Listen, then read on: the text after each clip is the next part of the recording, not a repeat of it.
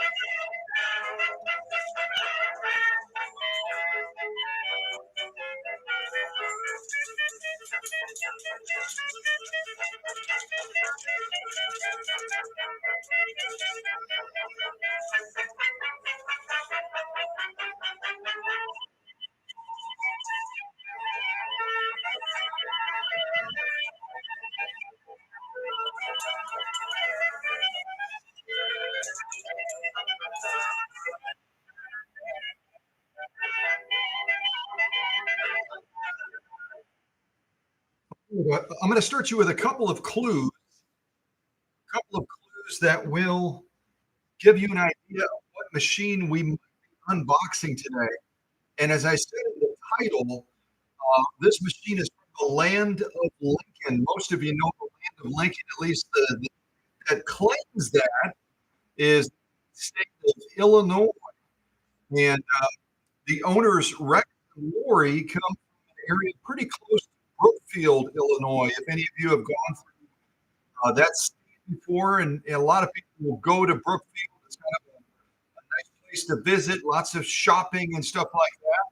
So this one is from the Brookfield neck of the woods in Illinois.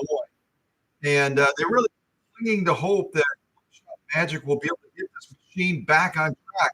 And I haven't given you an update on the machine we just got recently from Canada. Um, I was able to figure out the core issues with that machine in about 15 minutes, 15 or 20 minutes, I think. I think I was sipping a cup of tea at the time. So it took me a little bit longer. But as you might recall, the owner of that machine from Canada had it at the specialty repair shop in that neck of the woods in Canada for over 5 weeks.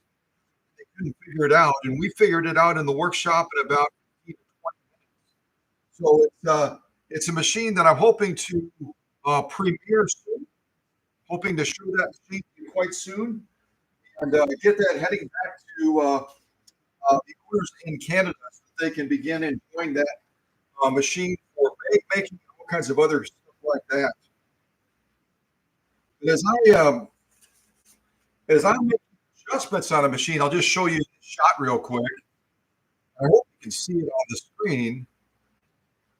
As I'm making adjustments on the screen, I don't use material. See if I can put something behind that. Give me just a second. Maybe this will do it. As I'm making adjustments on a machine and making repairs to it, I actually don't use material. I use paper paper will show me the stitch output sometimes much better than material. Material will kind of mask what the stitches are doing to some extent, unless you're actually using thread. And while I'm making the adjustments and repairs, I like to use paper because it right away shows you what impact the changes you're making will have. And paper is generally a little bit cheaper than material also, and a little bit cheaper than thread. So we got to this point with that Fall 360. I originally started, let me show you here, started with getting an output more like this. So it gives you an idea of how far the machine was off.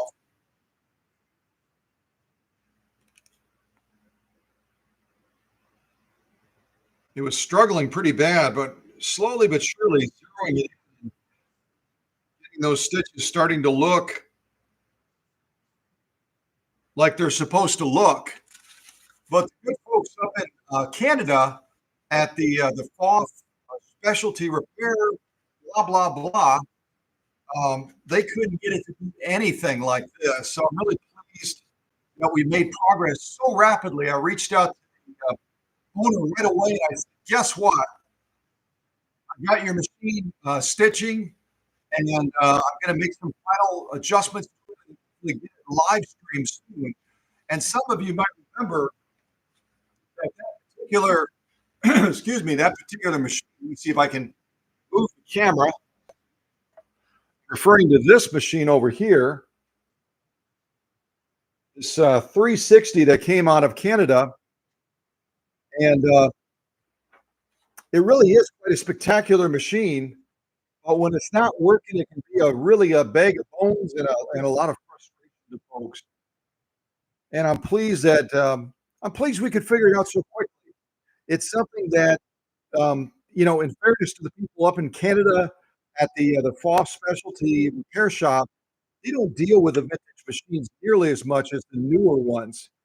So they were struggling over a month. They were struggling with trying to figure out what to do with this machine. And hopefully, I'll be able to demonstrate this machine to you quite soon, and then get it heading back to our neighbors in the north. And you might remember again, this machine, this 360. The last time you saw one of these on this channel was when our dear friend from Texas, as a project when she got her machine home, made us this fun little elephant that I still display proudly in the workshop. So you'll be able to see a FOF 360 do its dance again. A lot of people know the 332s and other machines like that. The 360s are one of those machines that have kind of fallen off the radar, probably because they fell into disrepair issues, and those folks are in areas as well where someone can't help them.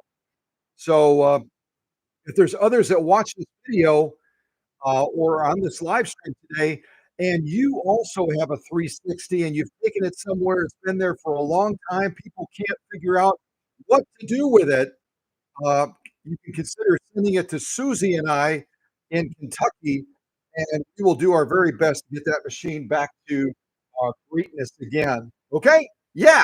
Aha. All right. Let me see if I get this camera back up here again. Yes, I'm in the shot.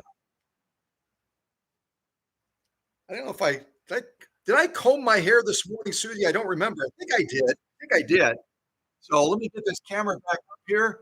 Say good morning to Peter Pan real quick. Where is he? There he is. Tinkerbell, and some of you others that haven't been in some of these other live streams, you can look around a little bit and see what this new workshop looks like that Susie and I set up. Similar to the other one, but a little bit different. With all kinds of neat gifts that people have sent over time. You might remember those. Yeah. There's our Smithsonian patches. Oh, one of them fell off. Where'd it go? I'm having trouble with the humidity that we've been having here, and the rain, like Kathy alluded to, really messes with stuff that I stick up on the wall.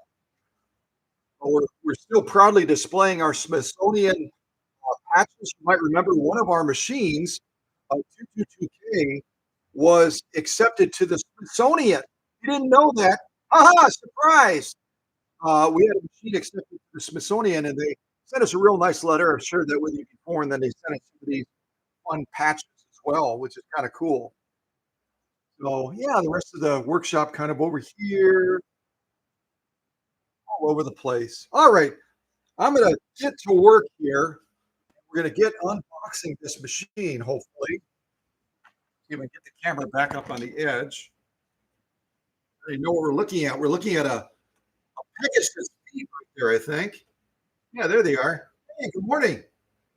All right, let me see if I can adjust the camera. A little bit up, a little bit left.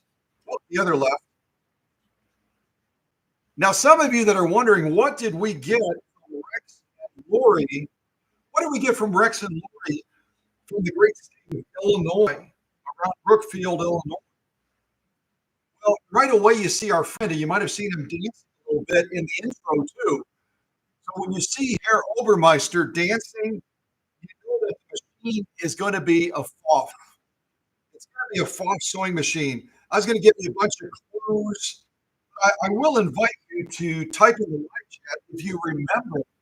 If you remember, what year was the company FOF founded?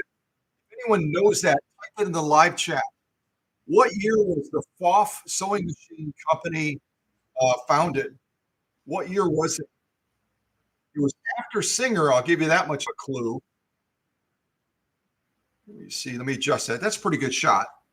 And you can see maybe on the box here, it arrived August 13th. We're getting to unboxing it right now. I don't know what today is. Today is the 19th, so that's not too bad.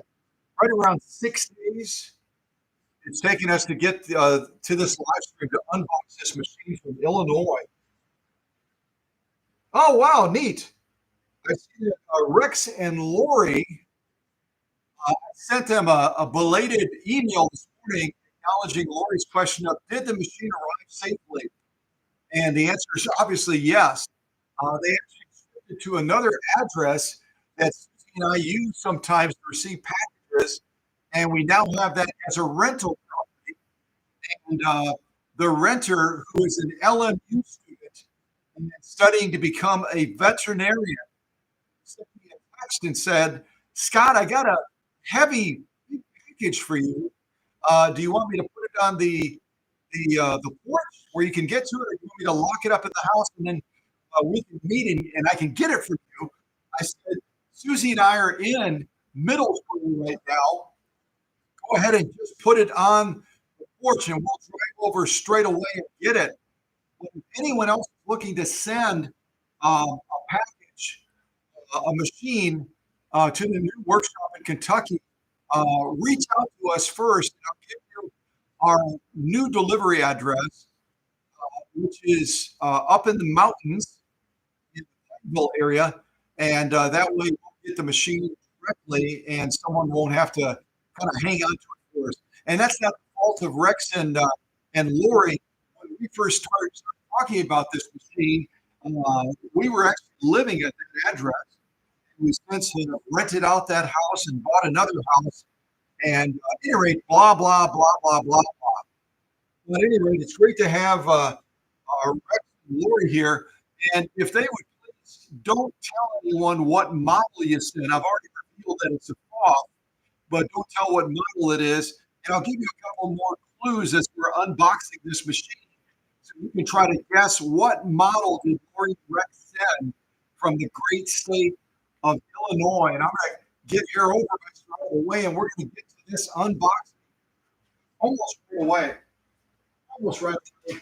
Maybe a little bit more polka music first.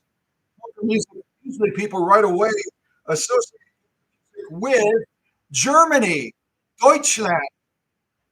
So we'll play a little bit more of that.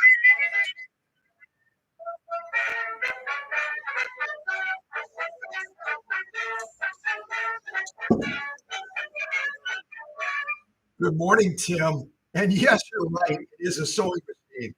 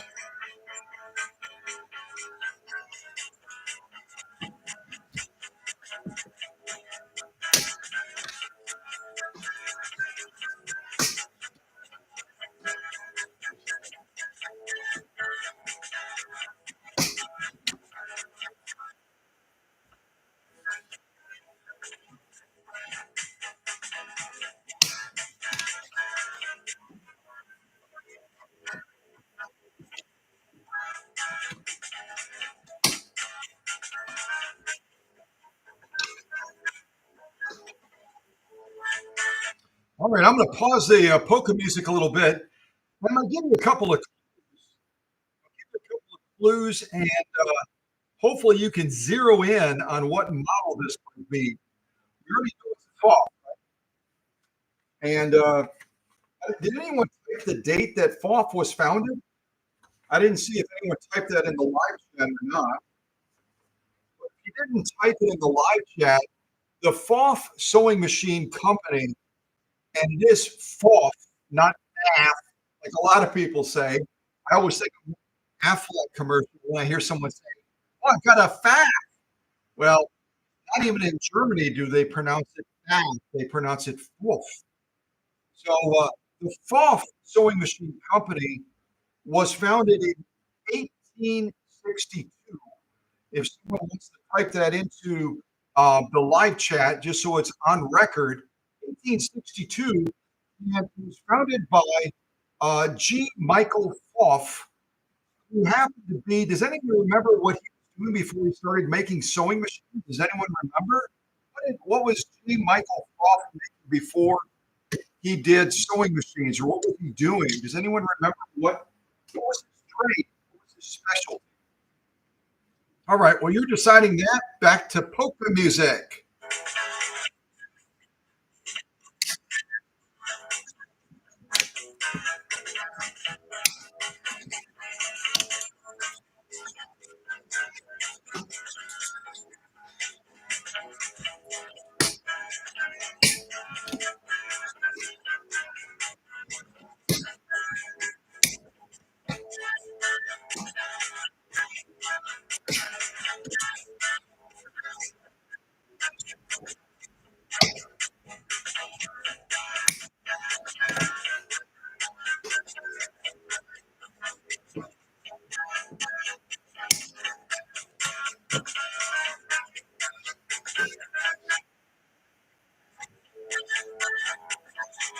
All right. I'm going to pause the music again. So, all of you are still waking up. You probably need a cup of tea or you need some coffee to get going. So, before he started making sewing machines in 1862, G. Michael Falk was actually a musical instrument and repairer. So he went from musical instruments to sewing machines. And if you didn't know that, you know it now, right? All right, let me get the top off of this. You can see already that Rex and Lorie must have watched some of the videos that I've got on the channel on how to pack. They put it in this great tote so that it's got a lot of impact protection. You can see from the side of here, it got banged around a fair amount coming from Illinois to Kentucky. But these totes do a wonderful job of creating a little shell of protection around the sewing machine, along with the other packing that you do on the inside here. Plus, we keep that sewing machine dry if it's delivered or if it arrives in the rain and the snow. This is going to be nearly waterproof. That Lorie and Rex put all the tie downs that hold down the lid around the outside, so it's still a nice seal on the tote, and it keeps the machine and the contents from getting wet. So great packing job by Lorie and Rex so far. We're going to get the lid off and see what we see. Okay.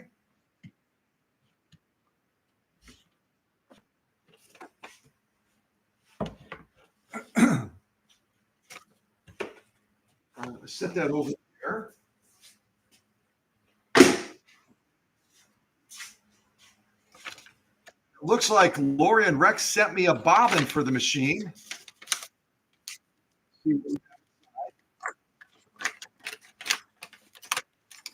Oh, the bobbin and bobbin case. Thread. Let go, let go, let go. Oh, interesting. Interesting. Now, all of you that are really knowledgeable, because you're great students on this channel, what do you notice that is wrong about this picture? Let me get in the camera shot. Tell me what, as you're looking at this, what is wrong about this picture? Take a real close look. I'll get even closer to the camera.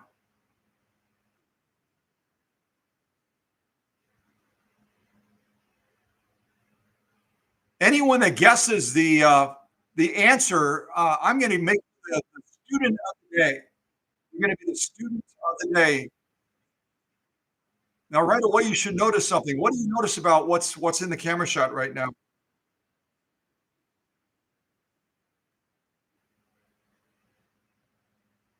Kathy is saying bobbin size.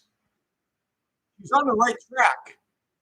She's on the right track. Take a close look at that bobbin. The bobbin, no problem with the bobbin case. The bobbin case is good to go. I'll turn the bobbin case around so you can see it from the other side. But what's wrong with that bobbin?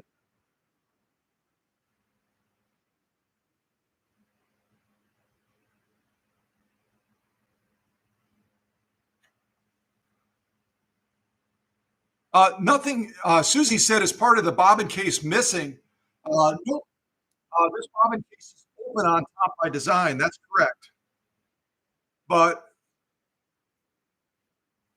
the bobbin is the problem. Take a close look at that bobbin. This bobbin is a class 66 bobbin. And it's possible that as Lorie and Rex were rushing to get this machine shipped off from Illinois to Kentucky, that they simply put the wrong bobbin in the case.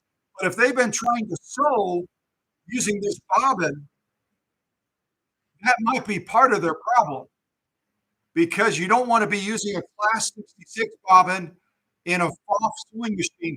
What machines, if you were to just list a couple of machines that use a class 66 bobbin, what would they be?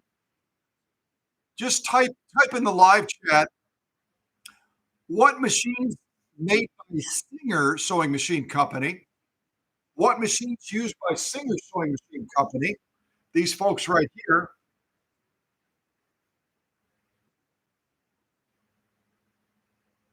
What machines used by Singer Sewing Machine Company use a class 66 bobbin? What we're looking for is a Pfaff bobbin, so that it'll work properly with the bobbin case.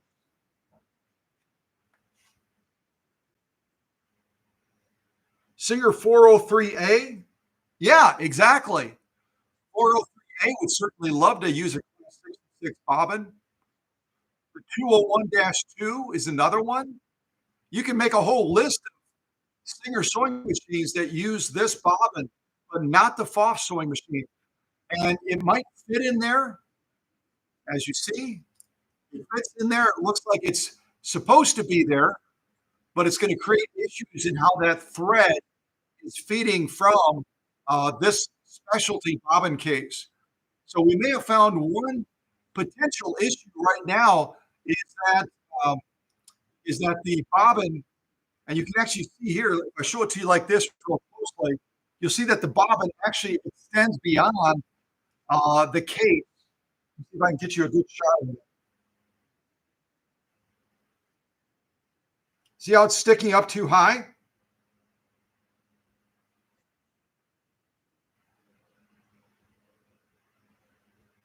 No matter what the machine is, whether it's a Foff, a Singer, a Bernina, Juki, the bobbin is always gonna be below the edge of the bobbin case so that it can spin freely and it doesn't get caught in anything. Right now, it's sticking up too high because it's the wrong bobbin.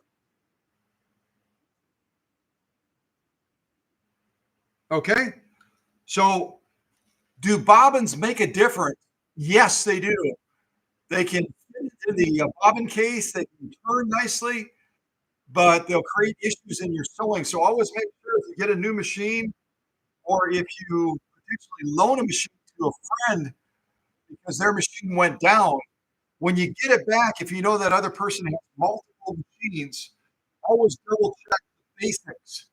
Always double check the basics. Make sure that that bobbin is correct.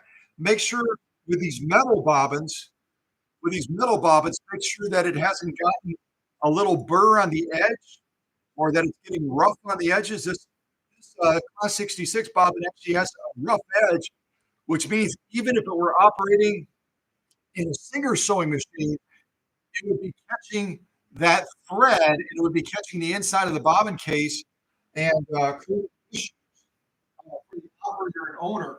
I'm just looking underneath here to see if I can find a Foss sewing machine bobbin real quick.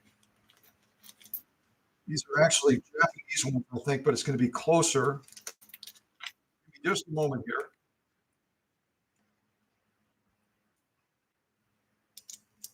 here. Yep. See if I can find a Foss sewing machine bobbin real quick, and I'll show you the difference.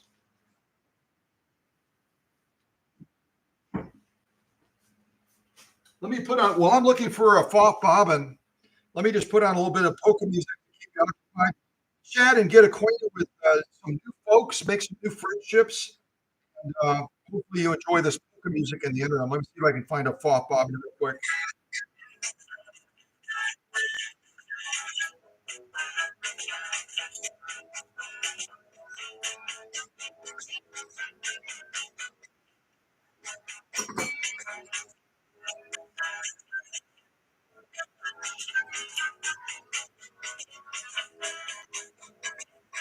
Okay, that didn't take too long, hopefully. So I'm going to show these bobbins side by side so you can see the difference. And I'll do my best to show them to you from a couple of different angles. So on my right is the Class 66 bobbin. On my right is a Class 66 bobbin. On my left is a Foff bobbin that would be appropriate for the machine that Rex and Lorie sent from Illinois. You can see the height of the bobbins is noticeably different. Class 66 stands quite a bit taller. You also notice that instead of being flat, it's got a bevel type design to it. It's got a bevel. It's kind of beveled and curved. So if you look at it from this side, you can see the difference as well.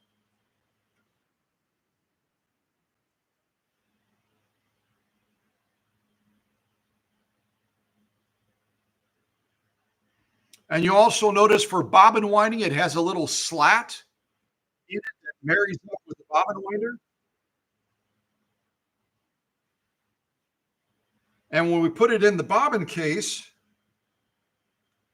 unlike the Class 66 that you saw, there's a Class 66 in there right now. Unlike the Class 66, it's up above the bobbin case. If we take that out and we put the Foff bobbin,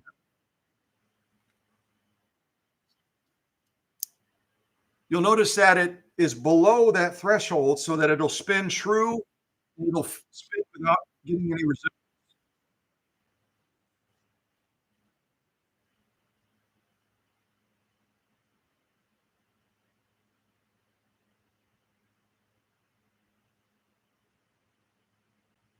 Noticeably different, isn't it? But you know what? Any of us can make that mistake. We've got multiple machines. It's easy enough to make the mistake of grabbing a bobbin on one of our tables in our sewing suite, popping it in because it slides in that bobbin case beautifully. And then all of a sudden, the last time we sat down at that machine, there were no issues, no problem. And all of a sudden, we're having challenges with that machine. And it can sometimes be as simple as we've made the mistake of putting the wrong bobbin in. Possibly we rushed to set the machine up and maybe we oriented the flat side of the needle on the wrong side. All of us have done it. So it's an honest mistake and it's something that anyone can do, but it can sure make a big difference. All right, let me get into this unboxing. I'm gonna put Lorie and Rex's Class 66 bobbin and their bobbin case back into the envelope for safekeeping. And close it up here. We'll set it off to the side.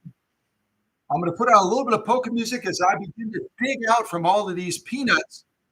Again, brilliant packing by Rex and Lorie. I saw on the cover that it was shipped from a UPS store. I don't know if UPS. I doubt very much that UPS packed this. They just don't have the patience, and it's not their approach. UPS, most of you know, they do a double box method, and this is our method. This is a cow country method. So I'm guessing that Rex and Lorie simply took this to the UPS store and shipped it from there after they packed it up, using our method. So more polka music as I get all these peanuts out of the way so we can begin to find out possibly what model this is. Let me give you a real big clue. I'll give you a big clue. I'm going to give you the year that this particular model was debuted by the Farm Sewing Machine Company, but not right away, because then you'll know right away what we're going to unbox. I'll make you wait just a little bit. I'll give you that information in just a little bit. Okay.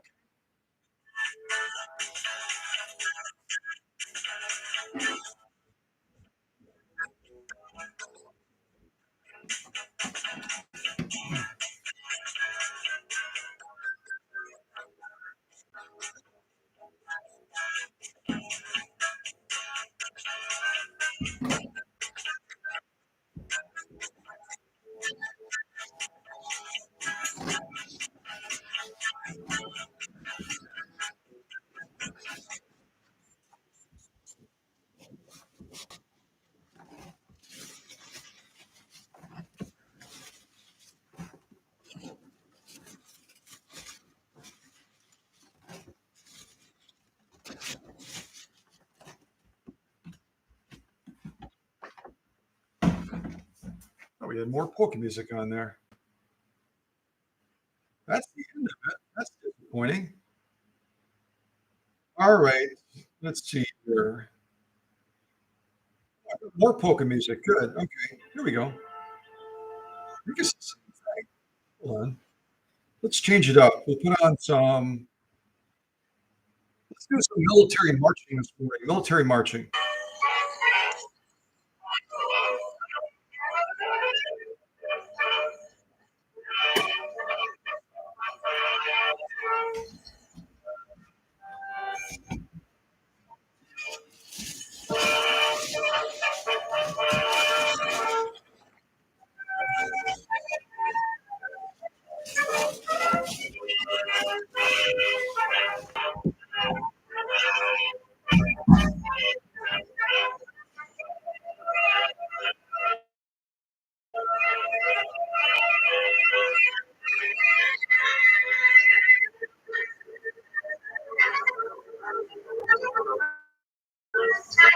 Oh, okay.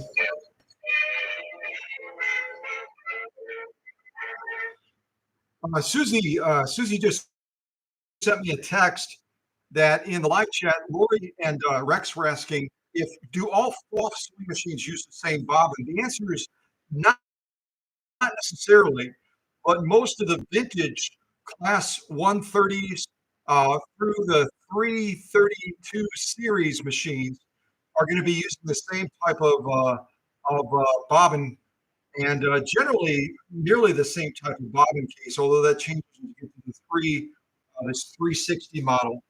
But most of the vintage machines made from 1950 through the end of the 1960s and early 1970s will generally be able to operate with the same bobbin that I showed you just a little bit ago. And if Lorie and Rex need more bobbins, I do have more. I just have to dig them out, and I can certainly send extra bobbins back with this great machine once she's ready to head home to Illinois. Okay, so the answer is yes and no.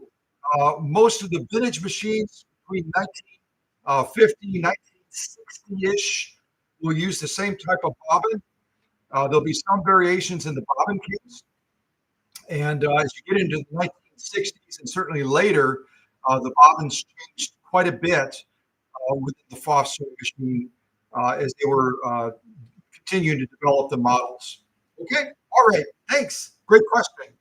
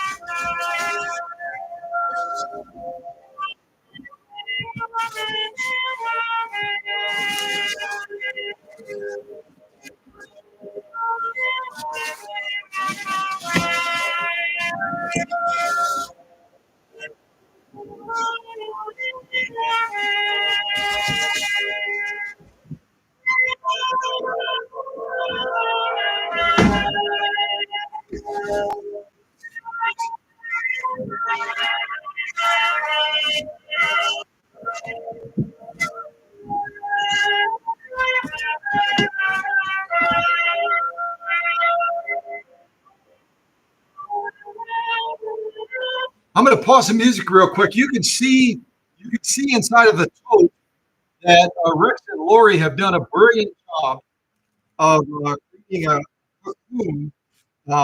It could even be a little bit thicker, just to be honest.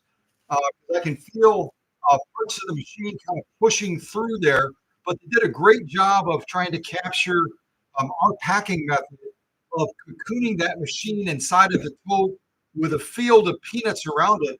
Now, I was going to show you something here. If these peanuts will cooperate, as we're getting closer and closer to winter, some of these were kind of stuck to the side, kind of like right over here. As we get closer and closer to winter, the air generally, depending on where you're at, the air will get drier and drier and drier and drier. And it can create issues as we're trying to sew and as we're trying to work with our sewing machines. What is the culprit that I'm trying to describe to you? What happens? What occurs when the air gets drier that can cause issues with sewing and certainly other issues beyond that? And also allegedly, it took down the Hindenburg. It took down the Hindenburg, that great dirigible that the Germans had said, was basically like that Titanic. It would never have any issues. Never have any issues. Yeah, static charge. Rex and Lorie nailed it, and that's what's holding these peanuts on the side of this tote right now is that static charge. Static is a nasty thing when it comes to your sewing space. And what you can do is, and I've shown you in other premieres and other videos. See if I can find my bottle. Here it is. I keep a bottle usually within reach. Uh, these are bottles that Susie gave me from her essential oils, and this one has nothing other than tap water in it. And by simply misting your carpet in your space, you can neutralize 80% of that static issue. And in other parts of your home, if you're not running a humidifier, other parts of your home, if you ever walk up to that light switch and you go to flip a light switch, and you get that horrible shock from the static electricity. Walking through your house casually and misting. Let's see, I got to open this up here. I got to remember how to open it. There we go. Simply by misting, I just don't want to mist my laptop or that'll create issues. Trying to get the right angle here.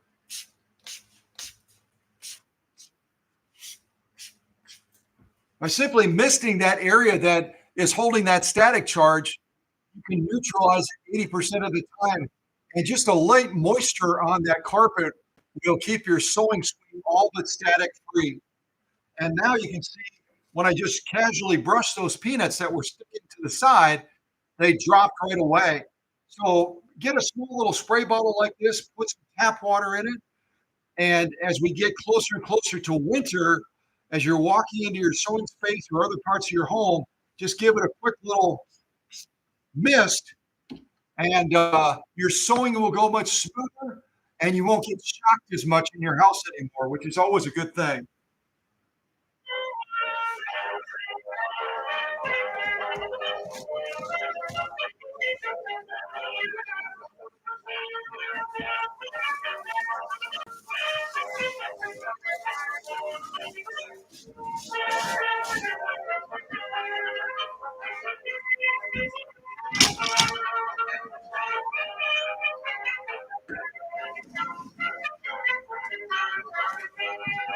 Tell you what, I'm going to set this down on the floor just for a second. It'll make it a little bit easier.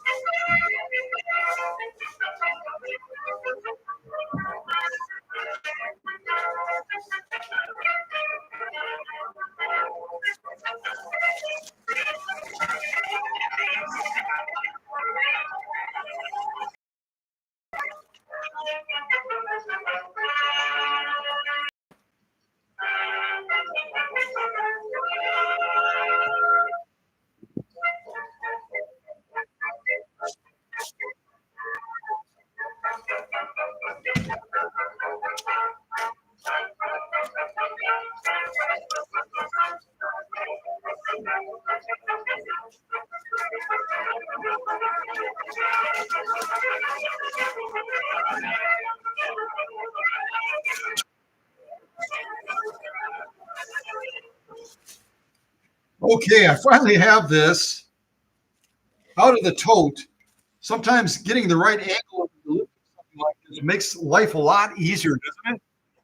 It makes life a lot easier. And you can see the totes over here, all the extra peanuts in there, and I'll check through there just to make sure there's nothing else in there. Hopefully not. But I'll go through those peanuts very carefully. And I always recycle the peanuts. I'll use them again to either ship Rex and Lorie's machine back, or I'll use it for one of the other sewing machines, maybe for the Canadian FOF 360 when we send it back to Canada.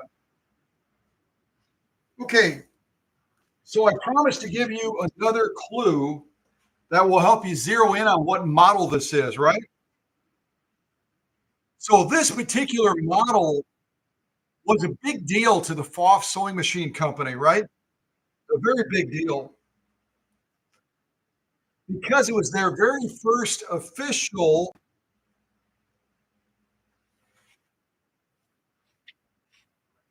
zigzag sewing machine.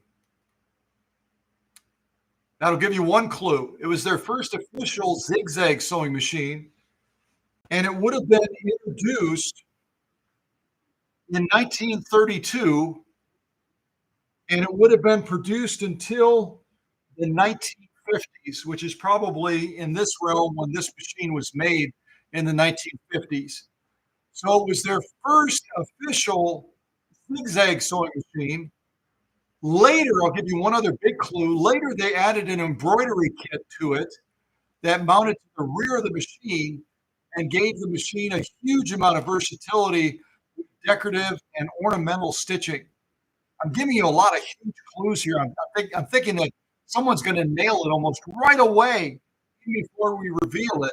You're going to know what model this is by the Foster Machine Company. 238. Great. That's a great guess, Teresa. But it actually was earlier than that model series. It was actually earlier than that model series. The first zigzag sewing machine by Pfaff. Now, if you're talking about rotary sewing machines, does anyone know when Pfaff introduced their first rotary sewing machine? And once I give the answer, if somebody will type it into the live chat so we have a record of it, that would be great. I'll give you just a few seconds as we begin to peel off the layers of this onion to reveal this fabulous sewing machine.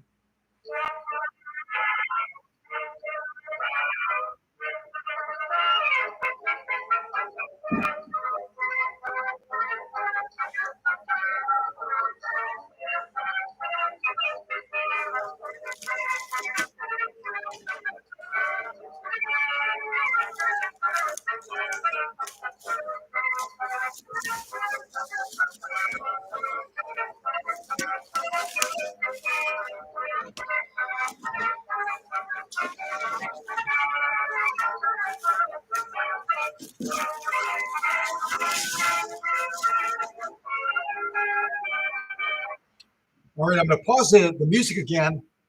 The answer as to the year that Falk introduced their first rotary sewing machine.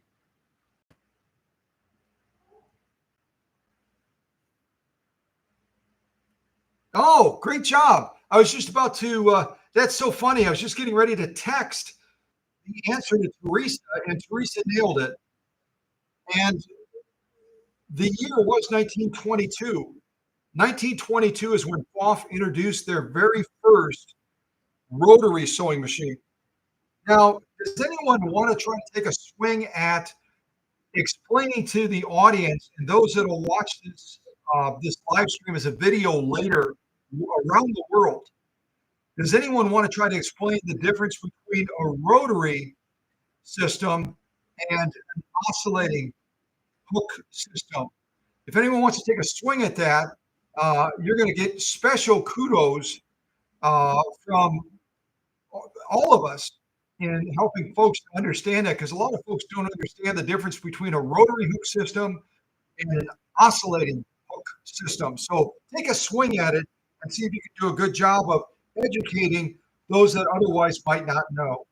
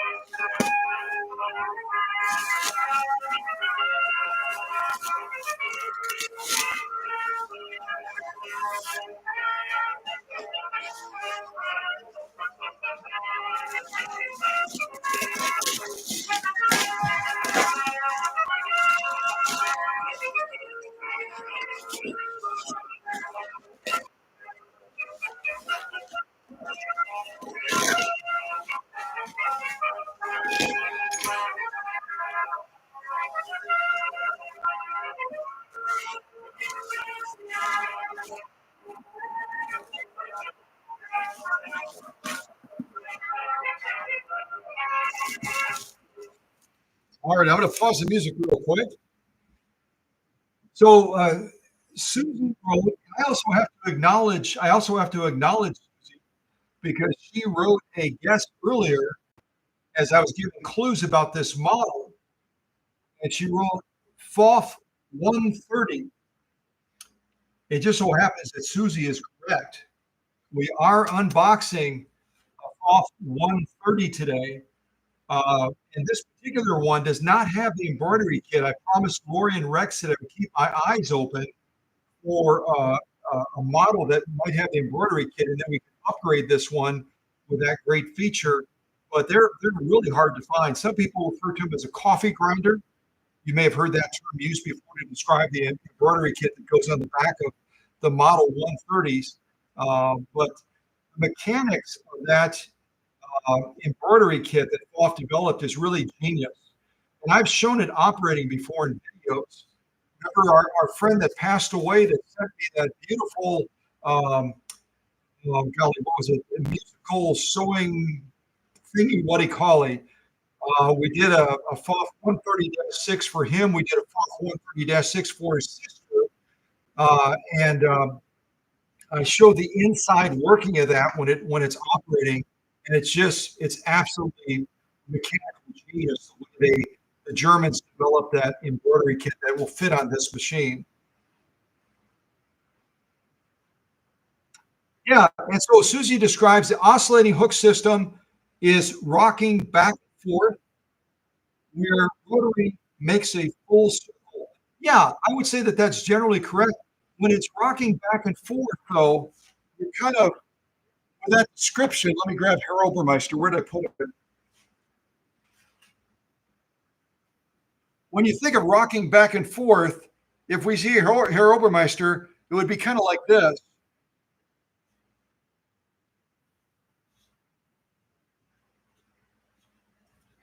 But what the oscillating hook does is it doesn't necessarily rock back and forth. It rocks from side to side like a pendulum, like this. And the timing of it rocking coincides with the needle bar and the position of the needle, and it catches that thread on the upstroke as it's coming back up. So a great answer by Susie. I just wanted to clarify if others are not as familiar with that system as Susie and others are, the oscillating hook does like a pendulum thing back and forth like this. Whereas the rotary hook does this. I'm going to make Herr Obermeister throw up here.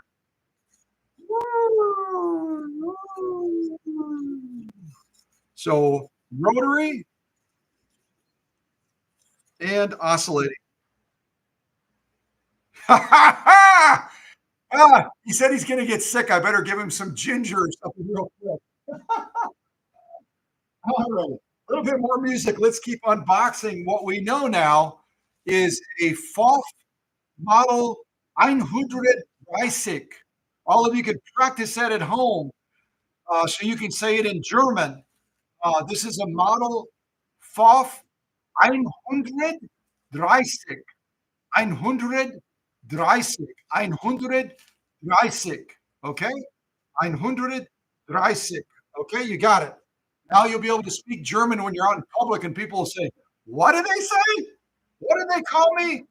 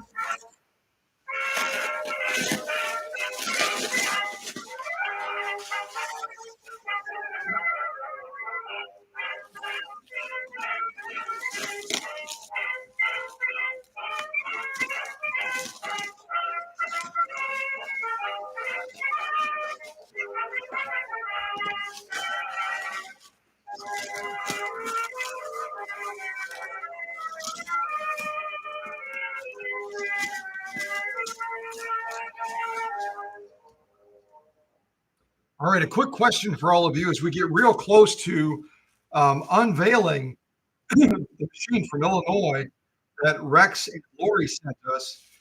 Um, the Model 130, 130, the Model 130, what colors did this model come in? Does anyone remember this model, what colors it came in?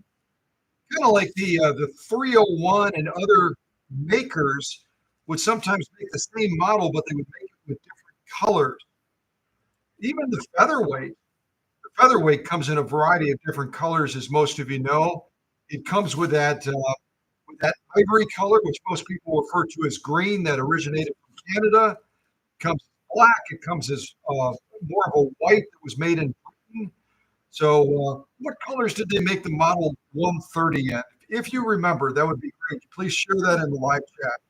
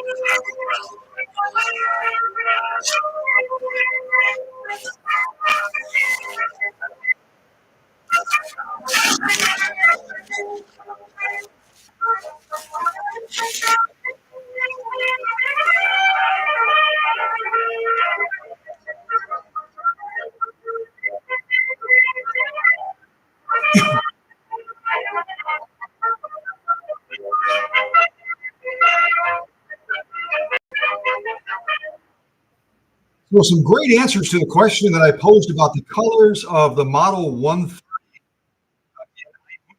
in German. The Model 130 came in two primary colors, kind of a brownish beige color. You may have seen that before. A lot of the 332s came in the same color, and then black. So black and kind of a brownish beige color are the two primary colors for this particular model that originally was introduced in the early 1950s, right around 1951, 1952.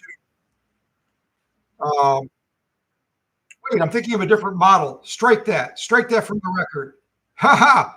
I've got too many models in my head. It was not introduced originally in the 1950s, 1951, 52.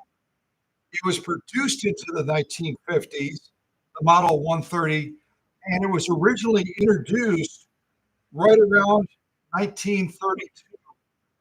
So the first Model 130 came out in 1932, and it was produced into the 1950s.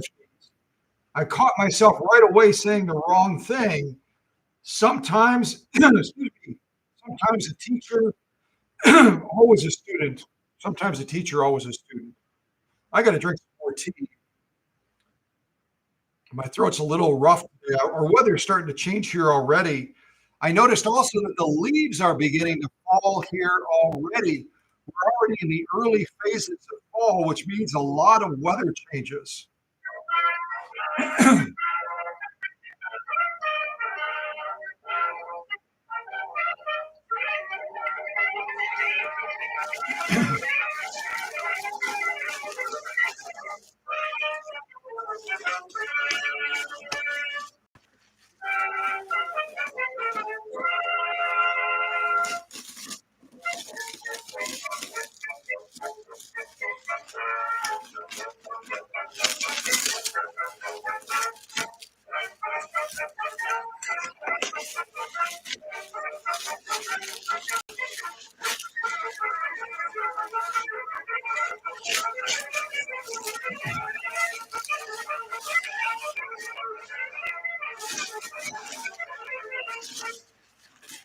All right.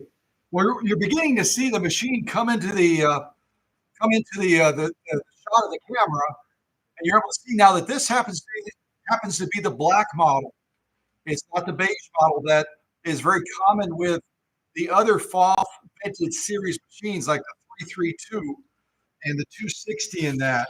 It's a lovely, lovely model 130 with that black color. Now I'm going to ask you kind of a tricky question. Is this an all metal machine? Is the model 130 that was introduced again in 1932, is this an all metal machine? Is this an all metal machine? See if you can guess the answer to that.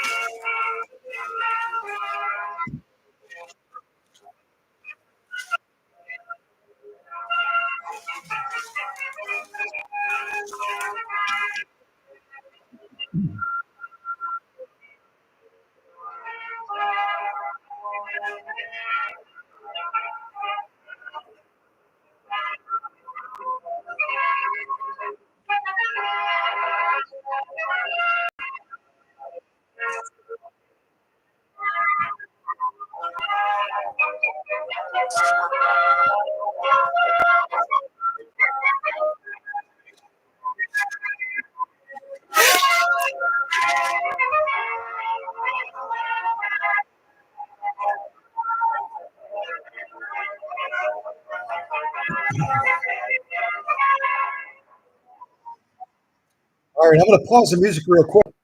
I see that. I see that Teresa responded to my question, and she said, "Yeah, I think it's an all metal machine."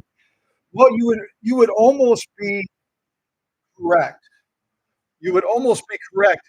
I'm going to tell you that one part of this amazingly and ridiculously heavy Western Germanic sewing machine, one part of this incredibly heavy, or as the Germans say, schwer. Schwer means heavy. So sehr schwer. I know it sounds like I'm saying gibberish, but sehr schwer is very heavy. Das Maschine is sehr schwer. This machine is very heavy. You can try it in the comfort of your own home, just so you know how to say it just for fun. So you say das, D-A-S, das Maschine, das Maschine, the machine ist sehr schwer. Das Maschine is sehr schwer. Okay? Now you can speak German and you can describe a great model like this FOF 130. Okay? Das Maschine is sehr schwer, is very heavy. But one part of it doesn't add to its weight. Where is that plastic on this machine? Someone try to guess. Where did they hide the plastic on this machine. All right? A little bit more music while you're contemplating that, okay?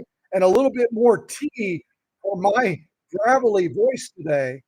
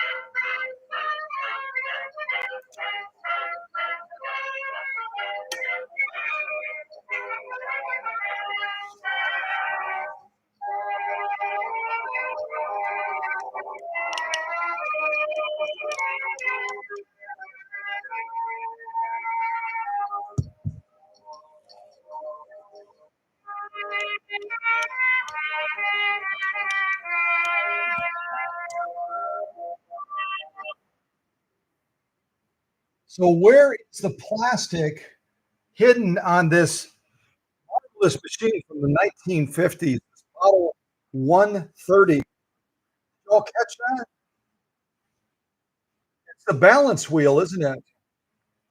The balance wheel is plastic. It's a resin material. This is a resin material, not metal. The only thing that's metal in this area of the machine is the stop action. The stop action is right on the end of the machine, right here, and that is metal. But the balance wheel itself, where most machines will be a cast type metal, Pfaff decided to make the balance wheel with this Model 30 series out of a resin plastic material. And they did it for a variety of reasons.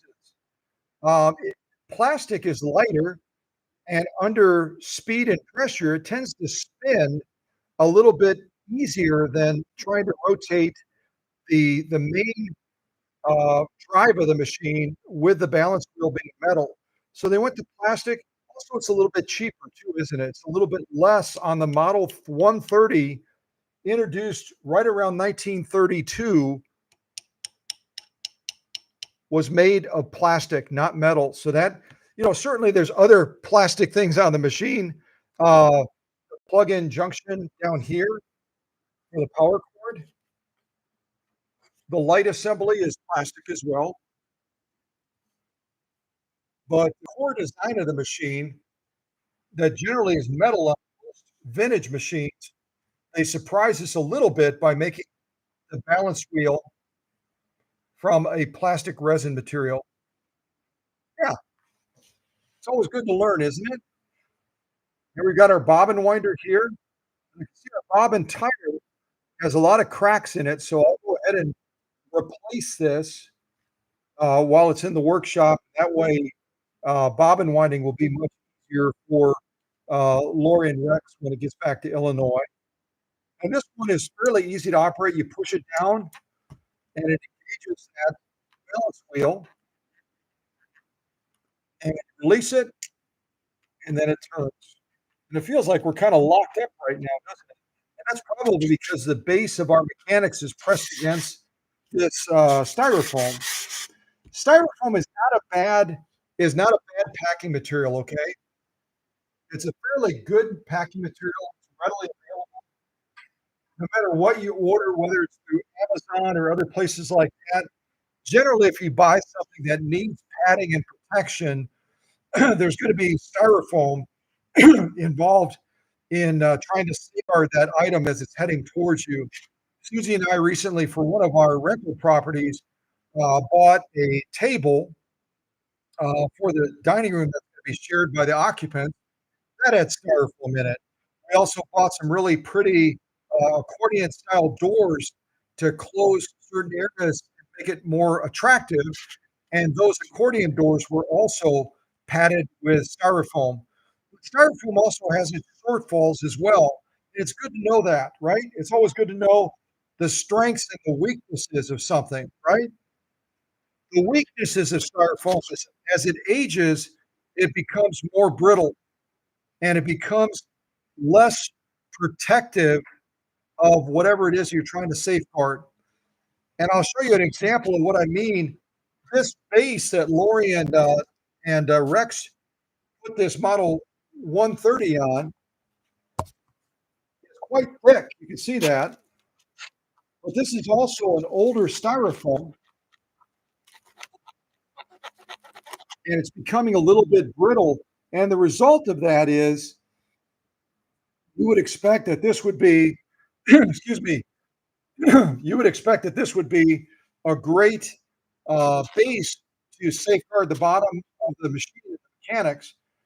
But with the age of the styrofoam, it really isn't. I'll show you what happened.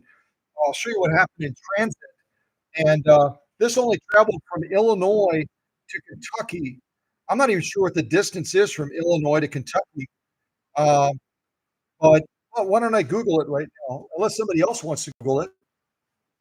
Would someone else be willing to Google the distance from? Why don't we just pick Brookfield, Illinois, to Middlesboro, Kentucky? The distance from Brookfield, Illinois, to Middlesboro, Kentucky, and that'll tell you how far this machine traveled approximately. Okay. Well, what happens with styrofoam? We'll see if we can rotate this around and tilt it up so we can see the bottom of the machine.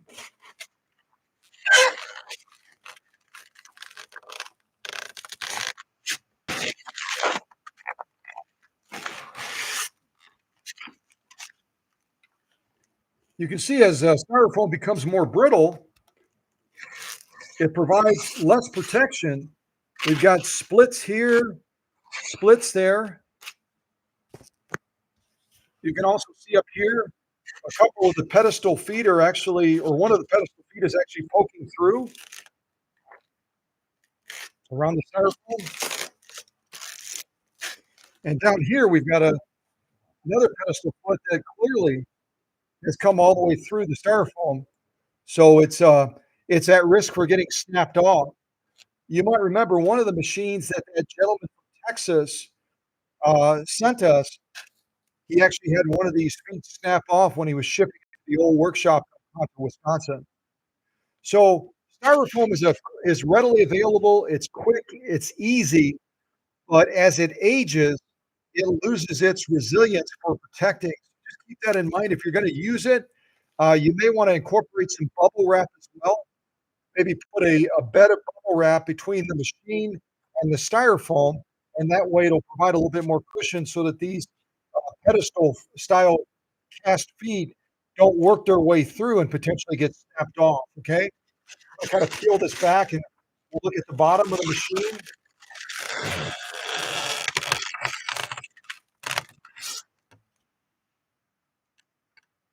I got to back up the camera a little bit more.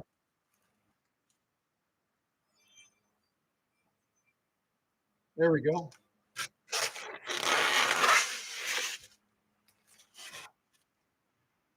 And I've got the machine balanced right now on the balance wheel. I'm balancing the balance wheel right now, and it won't hurt the machine because the main shaft gives it the strength and the stability, and it's very, very safe.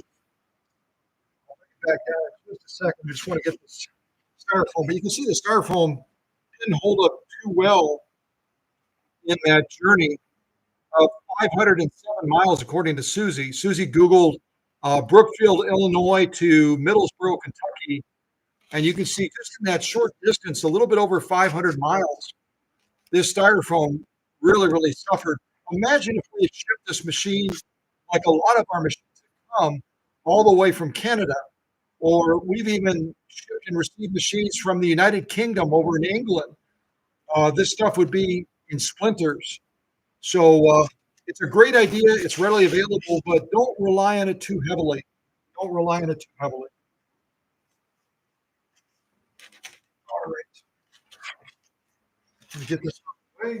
the way. All right, a little bit more music as I get this machine in a position where we can look at it a little bit closer, kind of check it out. I think I'll put on some dance music. We all need a little bit of dance music, don't we, on a Saturday morning? Let's see, where's my dance music? Here it is.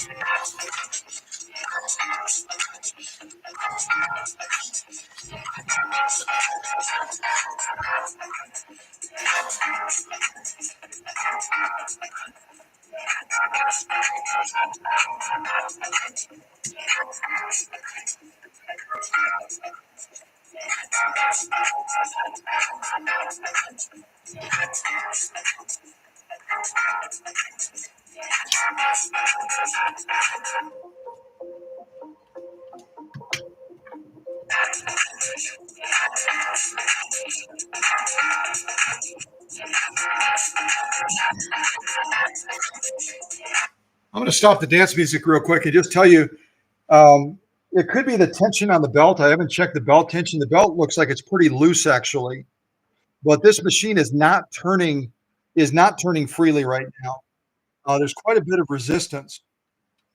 Um, hey, Susie, you want to pop out to the workshop real quick? I'm going to have you try to turn the balance wheel as well, and see if you agree that right now it's got a fair amount of resistance on it. And I do notice that there's an aftermarket motor on this Model 130. But we'll give Susie a chance to turn the balance wheel as well. See if she agrees that it's really, really it's got a lot of resistance right now. It could be a lubrication issue.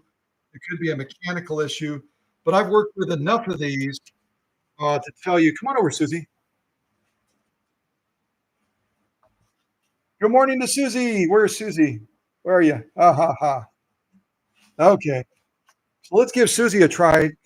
Rotate the balance wheel towards you and see if it turns easily. It's stiff, real stiff, isn't it? Yes. So we're going to try a couple of things. I got to get you to lean in so I can get a shot of you. There she is. Aha! Susie, are you loving Kentucky? Yes, 100% 100% humidity every morning. humidity every morning. Thank you, sweetheart. It does get really humid here, and they said that as climate change or whatever it is continues to evolve in this area, we're eventually going to have as much humidity in Kentucky as the people do down in Florida. Thankfully, we're not going to be as subject to severe weather like hurricanes like they are down there, but the humidity factor definitely keeps Susie inside with all of um, the changing in weather and just with her asthma and trying to breathe and everything. So, all right, so let's take a look at this machine a little bit. Show you the front of it here. Take a look at this. Obviously, upper tension right here. Take up arm, threading of the machine. Here's our control for straight stitching and zigzag. Our needle position right here.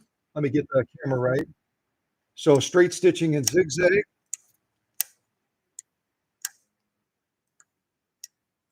And there's a problem with that right now because I see that the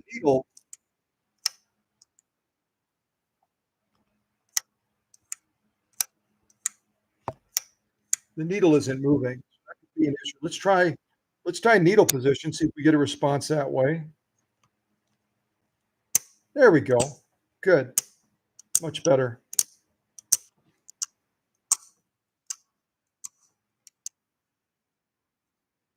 So with any sewing machine, if you're checking it out for the first time, you always want to check. We know that the bobbin case and the bobbin are out of this machine right now. The bobbin case and bobbin are in this envelope right here. But we always want to check needle clearance with that throat plate. I can see from here that there's some scarring on that throat plate already. Let's take a look at it. I'm going to take off that presser foot.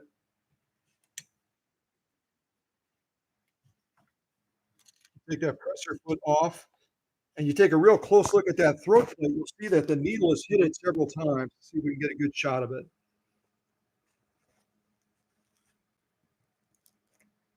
You see the damage to the throat plate? It's got a lot of scarring around the throat plate. It's got some needle strikes on the front and the rear. And what that means is as that bobbin is trying to dispense the thread in the sewing process, as that thread is coming out from the bobbin up into the sewing area after the magic is created and it creates that knot and that stitch, the thread is also catching the edge of that damaged throat plate. The throat plate has gotten hit multiple times by a needle, and it could be that it was out of timing, that the needle bar was improperly adjusted. It could also be sometimes the sewing style and the sewing habit of the sewist. I've talked about it before that the feed dogs, these pyramid style feed dogs that FOF developed, even though the Swiss claim that they developed, I don't think FOF was involved in that earlier. They do an excellent job of moving the material forward or back, but you've got to let them do their job. If you get anxious and you're pulling on the material forward or you're pushing on the material going back, you're going to flex this needle, and that needle is going to hit the throat plate and cause damage, like you can see right here. So you've got to be patient with your machine, just like your machine is patient with you. Give those feed dogs an opportunity to work. Now, can the feed dogs do it all by themselves? No. They count on another part of the machine to help them do their job in moving that material properly and maintaining proper stitch length. What is that other part of the machine that does work with the feed dogs to move that material so that you don't have to do it? What is the other part of the machine that does that work? And I'm kind of zoomed in on it right now.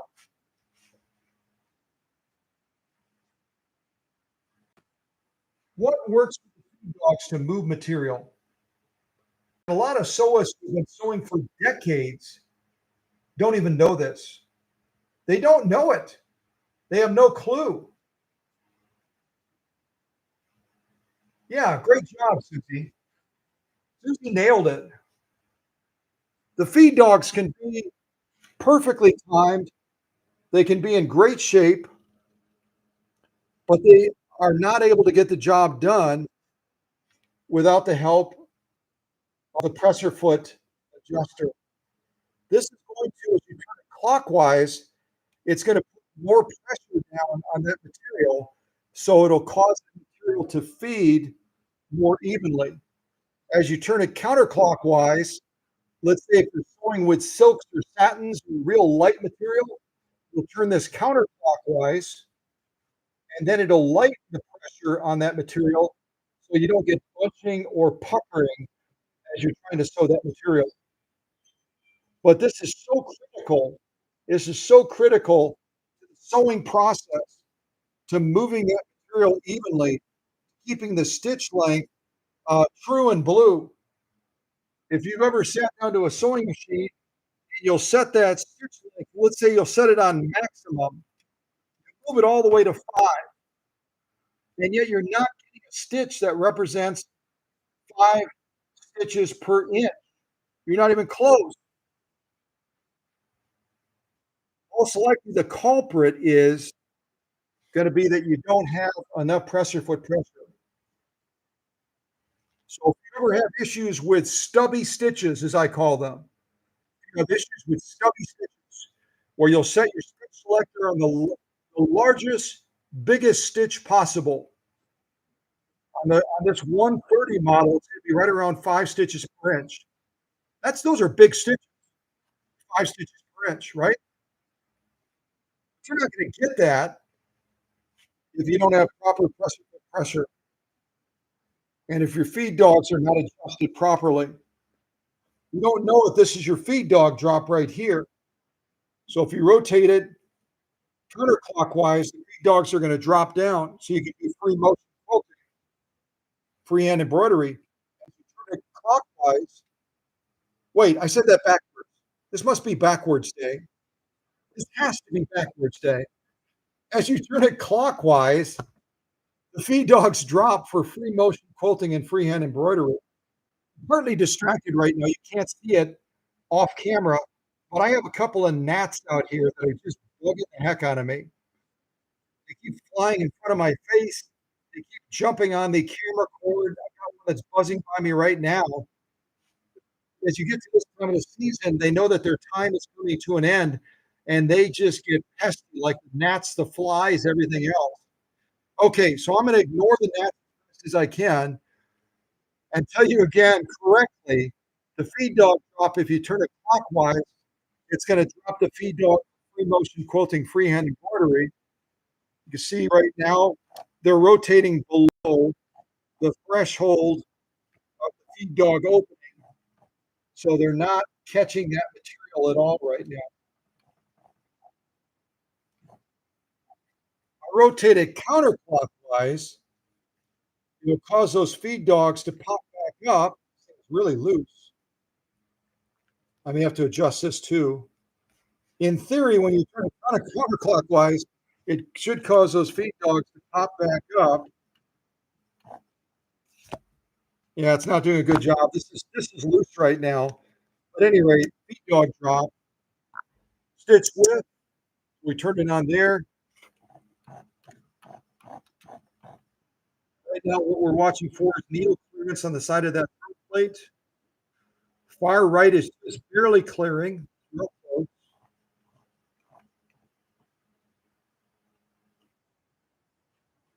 Left side looks pretty good. Let's take it back to a straight stitch. Let's move that needle position back to center.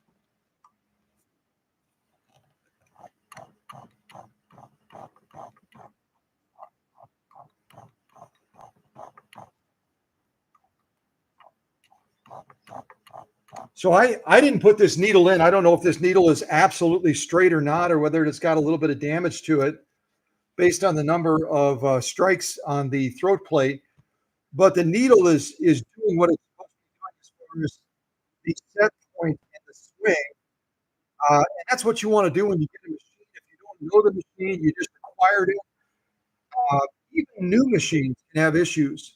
So I would say as you get a new machine, you always want to check that needle swing by hand turning the balance wheel to make sure that it's clearing that throat plate before you fire up the motor.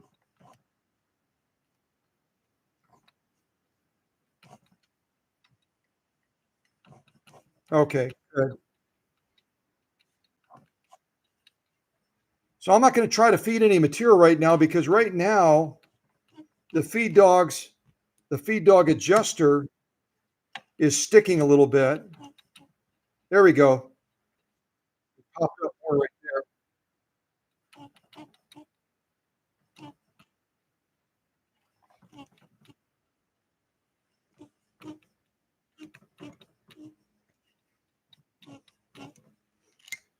All right, let's see if we can plug this machine in and just fire it up a little bit. We'll see if we can figure out where some of the resistance is happening. But first of all, we have to unpack the foot controller. And like I've already said, we've got an aftermarket. We don't have an original 1.3 amp soft motor. We've got a Japanese motor on here. Looks like get my spectacles on so I can see more.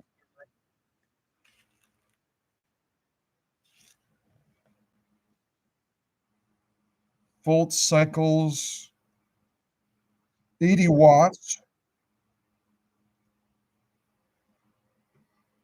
So it's not telling us specifically what the amperage of this motor is. If I were guessing, I would say probably around zero point 0.6 amps. So this motor is going to have probably about half the power of what the original soft sewing machine motor would have had. It's going to have about 50% of the power. The other thing I'm noticing right away is this brown cord right here. This brown cord right here is a lamp cord. It's going to be 18 or 20 gauge, 18 or 20 gauge wire. The higher the numbers go, when you're talking about electricity and wiring, the thinner or the less copper there is in that insulated wire to support the voltage drive of the motor. So this lamp cord is really not the right cord to have on this machine. It's going to be probably 18 or 20 gauge. You really want to have a 16 gauge type wire on a machine like this, especially if you're talking about the original motor that's going to be drawing about 1.3, peaking at about 1.5 amps. So I'm definitely going to look at changing this wiring to a 16 gauge wire that'll support and drive this aftermarket motor a little bit better than this stuff will. So always check your wiring as well. Look for any frays, look for any damage. Um, double check that you've got the correct wiring. For the lamp, it's not as big of a deal. This looks like it's probably 18 gauge wiring, which is fine for the lamp. You can also feel that there is an original incandescent type bulb in there. It feels like. We'll see if we can replace that with an LED bulb while the machine is in the workshop. If Lorie wants that, it's got a older style incandescent. I'm gonna see if I can take it out.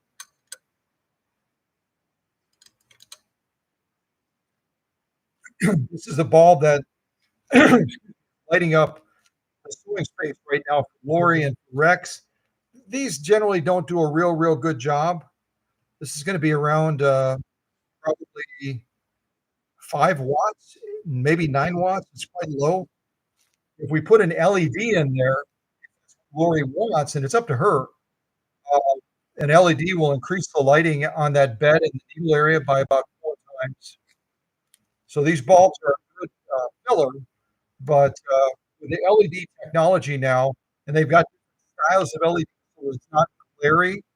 It's a soft, natural white light that's easy on the eyes and really does an excellent job of lighting up the space. So we can talk about that and decide whether or not she wants that, and we can go ahead and upgrade this bulb while it's in the workshop. I'll set that to the side right now. Let's I'm gonna put on a little bit of music. Let's unpack this foot controller and see if we can fire this machine up and just see what we're hearing right now. Just like Susie confirmed, we're getting a lot of resistance right now in turning this plastic balance wheel. It's just not turning. It's not turning freely at all.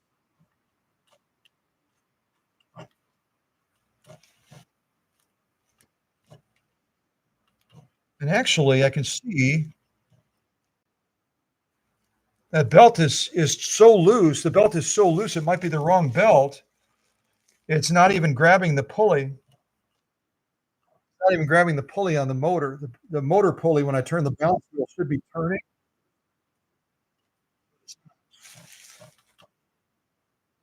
So that's something we'll have to see if we can adjust that and see what this aftermarket Japanese motor. Japanese motors tend to be pretty good, but they just don't have the power of the original Western Germany sewing machine motor. They just don't. They don't come close to it. All right, a little bit of music while I unpack this foot controller.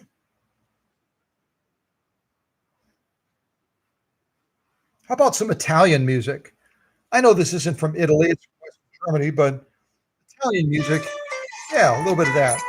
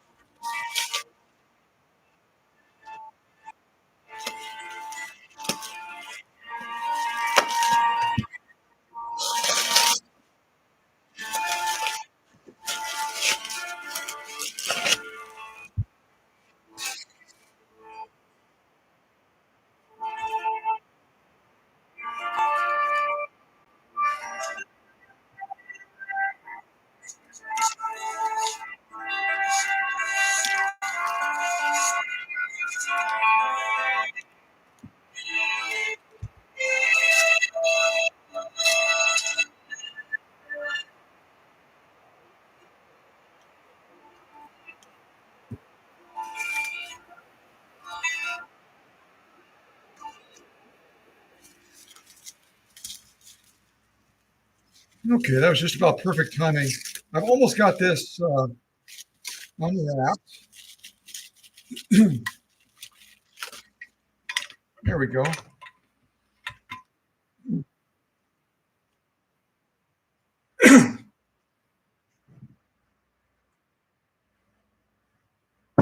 Okay, look at the foot controller first.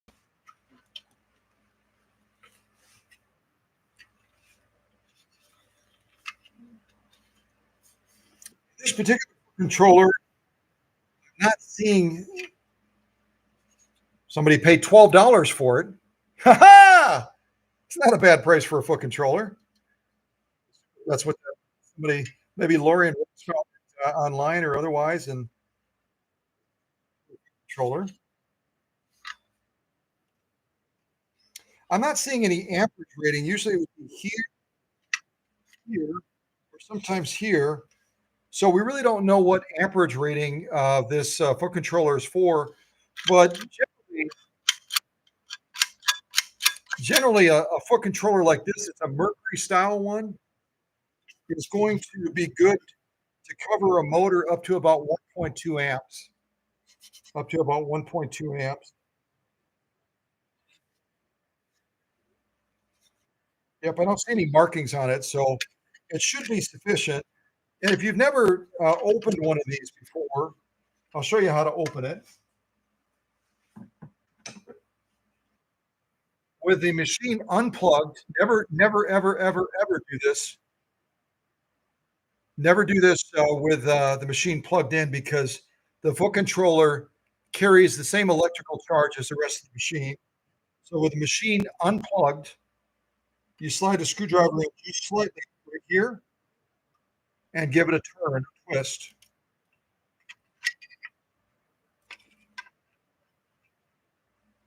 And it looks like we have damage on this foot controller. I'm seeing part of the ceramic. Let's tap this open and take a look. Hear that sound? If you look inside of there, you can see part of the ceramic is actually cracked right near the bottom. That piece, that white piece on the bottom is part of the ceramic base that supports the electrical coils that help you regulate the speed of the machine. This one is compromised right now. And it's not because it wasn't packed well. As you saw, Lorie and Rex did a brilliant job of packing the foot controller. They recognize that it's fragile, but it did get damaged, or it was damaged when it was shipped. Let's open it up and look. Let's see how bad the damage is to the ceramic base. But I can see part of it broken off right there in the shot. So what I recommend for opening it, I'm going to angle the camera down just a little bit. What I do is I take a screwdriver and I gently tap the metal plate if it doesn't slide. Let me see if I can slide it first. Yeah, they get real stiff. They get super stiff, so they're hard to slide off. And the reason I'm showing this to you is because foot controllers need to be serviced too. Foot controllers are an essential part of your machine operation, and they also need to be serviced. So what I generally do, it's a little tricky when you only have two hands, but I'll put it kind of on the edge of the workbench like this, change the camera shot. Put it on the edge of the workbench kind of like this. Screwdriver on the edge of the little door. And we'll see if we can gently, I'm actually going to go with a smaller screwdriver. This one's a little bit bulky for that. There we go. Go with one of these older style ones.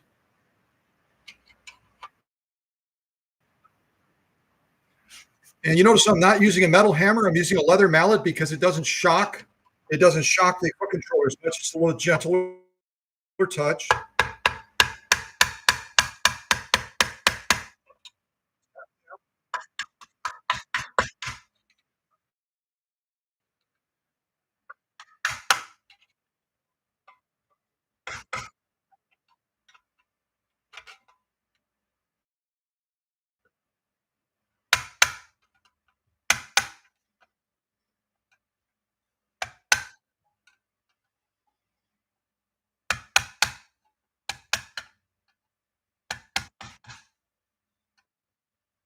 You can see we're starting to be able to see inside of the foot controller now.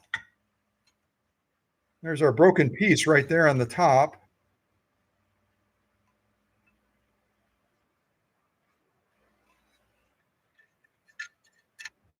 Get a pair of my tweezers, see if I can.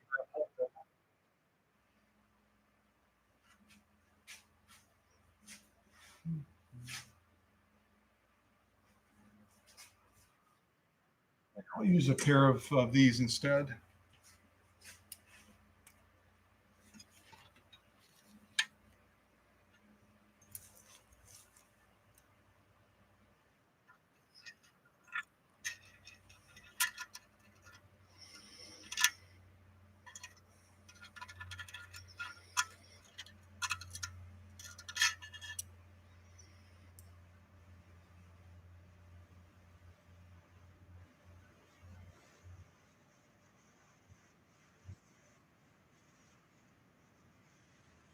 So this is part of, it looks like it's the side where yeah, it came off of the right side of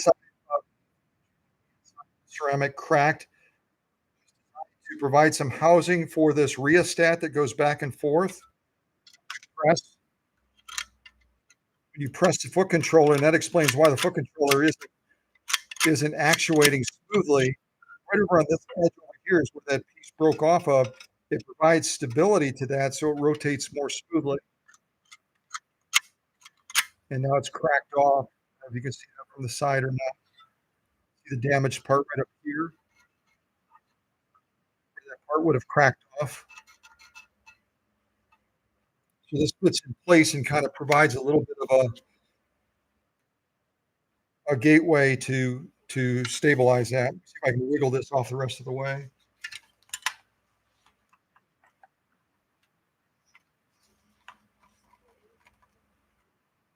Boy, that's stuck horribly. Goodness gravy.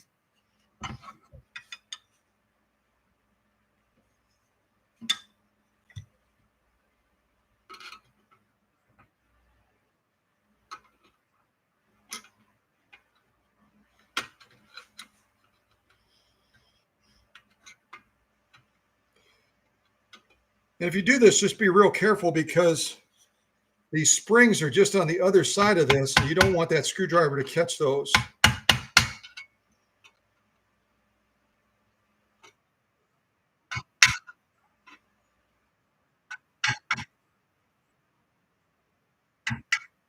Put my hip against it just so it stabilizes it a little bit.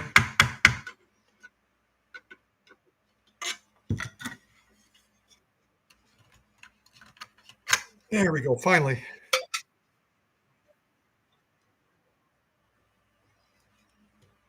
You can see inside of the foot controller now.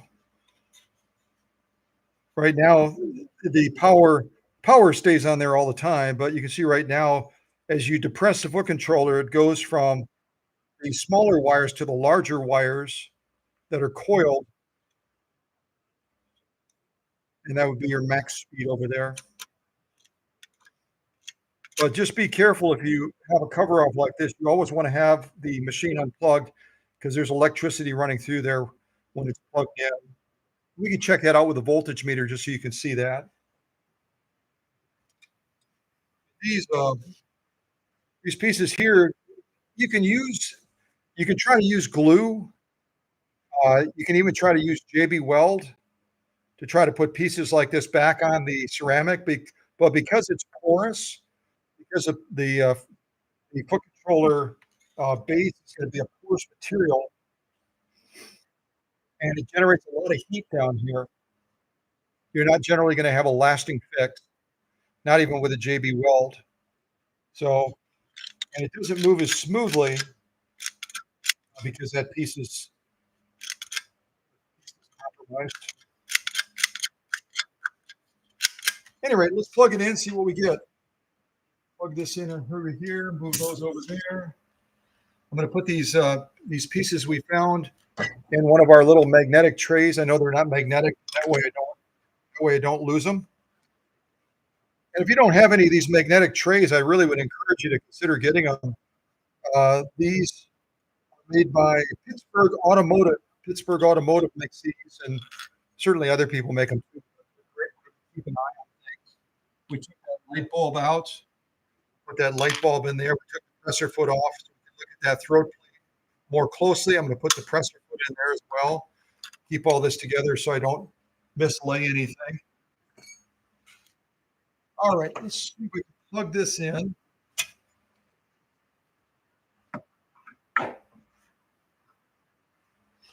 Just going to do a quick examination of the cord real quick. You always want to check your cords if you get a new machine, like a used vintage machine. Make sure there's no cracks in the insulation. Make sure there's no sign of any wires being displayed. This power cord looks like it's in really good shape. So we'll plug that in. And you notice when I slid this on, these sometimes are a little bit loose, right? They're a little bit loose. They don't fit on there tightly. Now, Singer came up with a great innovation. The Singer sewing machines, instead of these being solid right here, they have a split in the middle where you can take a screwdriver and just gently spread them apart a little bit so that they grip that plug more tightly. It doesn't look like the 130s had that idea at that time when they came out. So the only choice you have here is you can, with the cord unplugged, you look in there, you can see those very, very small copper sleeves that hold those pins tightly. You can take a small screwdriver, obviously with it unplugged again. I'll just demonstrate it for you.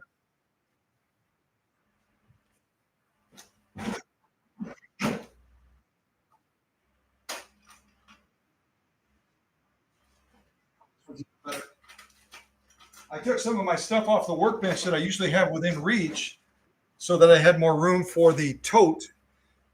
And that makes it a little bit more complicated. I have to kind of walk across and grab something, but that's fine. So on this one, we can't do it on the machine. We can't adjust it over here. Like on the Singer machines, we'll have a split down these pins. And you take a screwdriver and just gently slide it in. It kind of spreads out those those pins just a little bit and it snugs up your cord very nicely. On this one, we have to go inside of this space and look for those little copper sleeves and then just very, very gently see if we can flex them out a little bit. But they're very fragile, so you have to be very, very careful. And again, obviously, with this unplugged, right?